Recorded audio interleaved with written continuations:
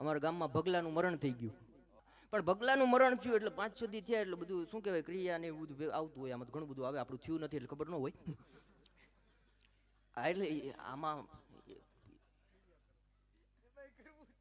આ એક જણો મને કે તમારો મોસંબીનો રંગ ક્યારે આવે? મેં કીધું મોસંબીનો નહીં, તારો બાપ કસુંબીનો. હું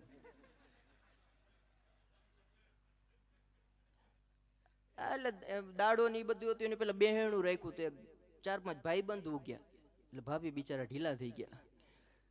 હમણાં જ મકાન બનાવ્યું, 3 લાખની લોન લીધી, એ તો ભરાઈ જશે પણ હવે ઘરમાં રહેશે કોણ?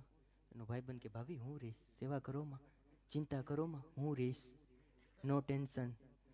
એમ નહીં બાપા, આ નાના નાના છોકરાઓ છે, ભણવા મૂકવા કોણ જાય, લેવા કોણ જાય? ભાભી હું જઈશ, ટેન્શન ના લ્યો તમે. એમ નહીં ભાઈ, મારે દહીણું ધરાવવું હોય, કંઈ કામકાજ હોય કોણ કરશે? ભાભી હું કરીશ. એમ નહીં ભાઈ, આ 5 લાખની લોન લીધી ને, માથે બીજા 2 લાખ વ્યાજે લીધા, એ ભરવાના છે. અને ભગલાનો મને એ ગામના એટલા બેઠા એકાદો તો ઊભો થાવ, બધું મારે જ કરવું.